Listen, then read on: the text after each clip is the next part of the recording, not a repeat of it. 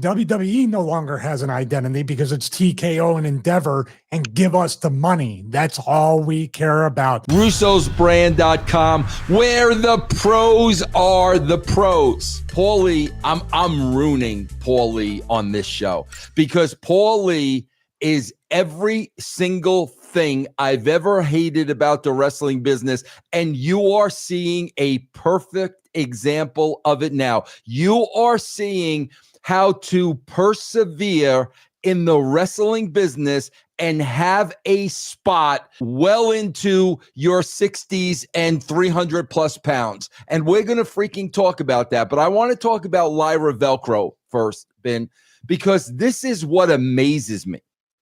I swear to God, I am watching this promo yesterday. You could have put a third grader in the ring and they probably could have delivered a better promo. But here's my point. This girl went through the system for years. And we are talking about NXT, Triple H, Shawn Michaels, Matt Bloom, Terry Taylor, whoever the hell is at NXT. This freaking girl went through the system for years and seemingly passed every test with flying colors to all of a sudden appear on the main show on primetime television, cutting a promo that seemed like her first promo ever in the business. So here is my question. Forget Lyra Velcro. You don't have it. She doesn't have it. It is clear she doesn't have it. It's as clear as effing day she doesn't have it. How, Ben, does she get through the system? And all these guys that are supposed to know what the freak they're doing, and not one of them says throughout however many years she's there, not one of them says,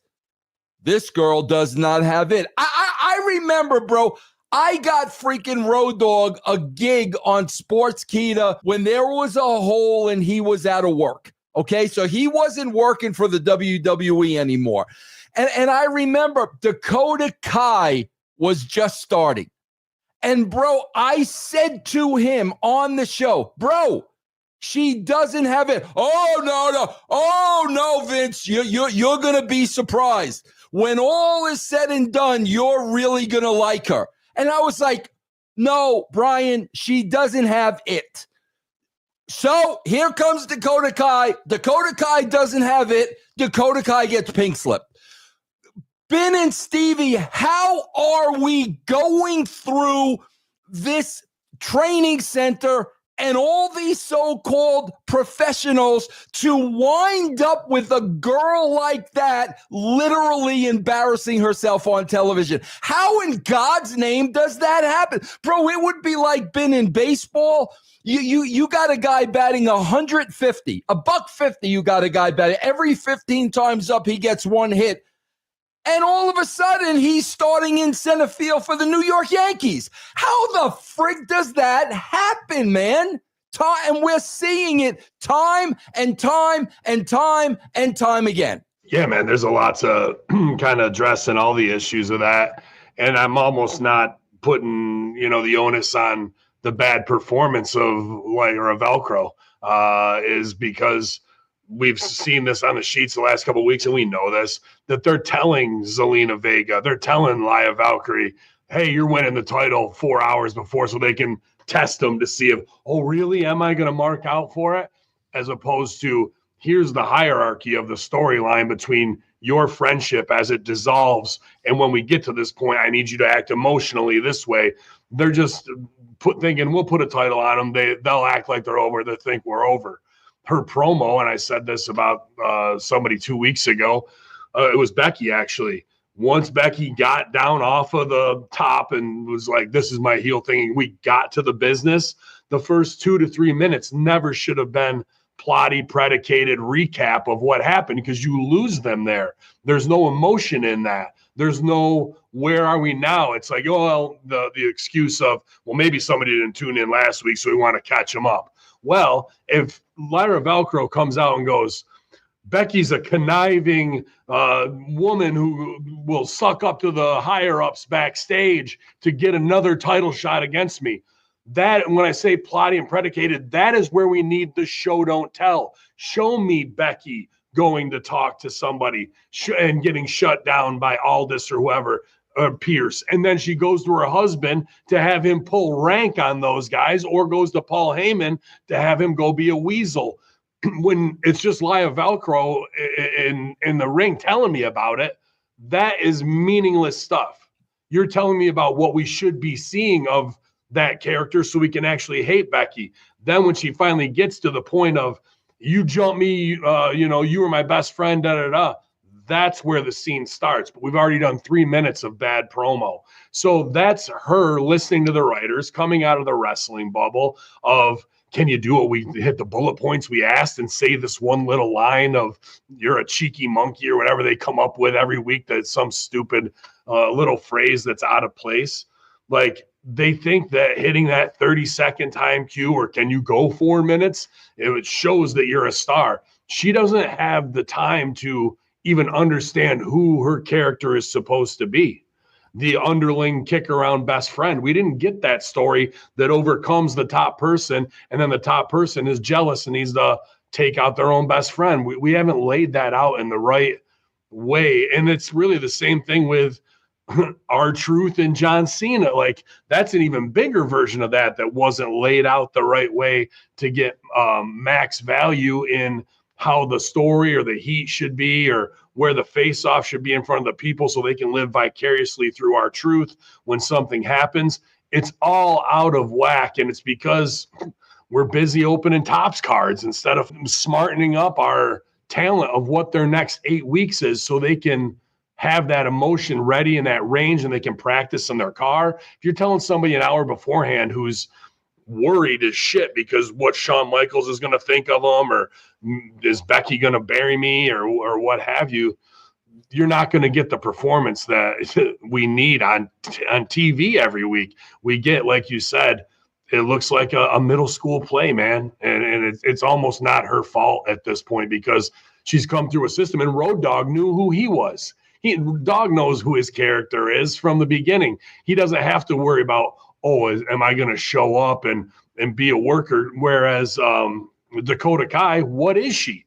They give her this thing, like that's supposed to be the thing that gets you over. Like, all this factory NXT system does not make real performers who in the moment know how to handle a situation. Stevie is a guy who A, was a great wrestler, B, was a great performer, C, trained other freaking people. Stevie has done it all. And guys, I am sorry. One thing I got to say whatever you want about me, bro.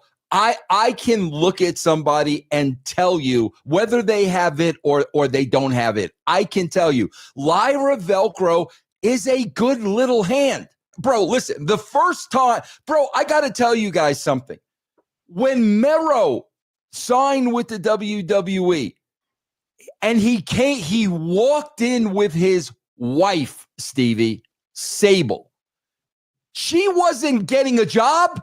Vince wasn't hiring Sable. We looked at Sable and it was like, she's got it. She's got something. You looked at her and you knew she's got it. Bro, I looked at Lyra Valkyria from day one the same way, Stevie, I looked at the girl with the purse, the same way I looked at the girl, one hair of her hair was black, the other side was silver, the same way you look at the Isla Fire, whatever her name is, the same way you can look at them and know, they're good little hands.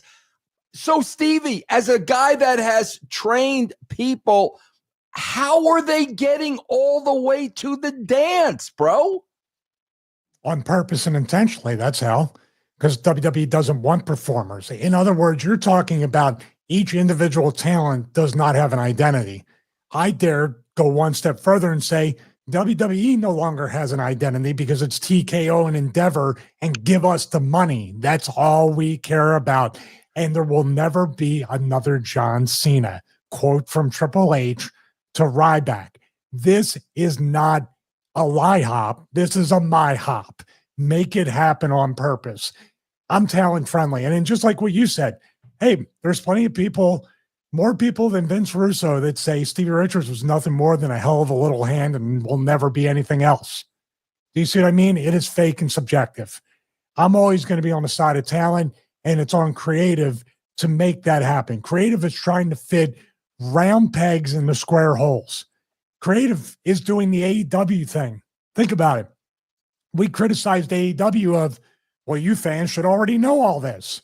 You should know the storyline. You should know the character has been wrestling 20 years. Jeff Cobb, Lyra Velcro, Big Purse, Dakota Kai, dare I say it, even to a degree, LA Knight, and even people that go up in the mid and upper card level. We just assume that you watched him on NWA and TNA. We just assume that, hey, Joe Hendry comes out. We just assume you should know who Joe Hendry is. Guess what? Even if he gets a huge pop, who is Joe Hendry? Nobody knows. And that, in my opinion, is not done by accident. You used to sit down. You sat down with me. Even after knowing me since the video store days from both of us, right in the 90s, what did you do on day one at TNA when Dr. Stevie was going to become a character? What's going on, bro? What's going on here? How do you say that? You still had to get to know me all over again with the character. This attitude, let's just get through this week. That sums up WWE each and every week, no matter if it's 2, 3, 5 hours, Saturday night's main event, WrestleMania, Raw, SmackDown. Let's just get through this week and cash the checks.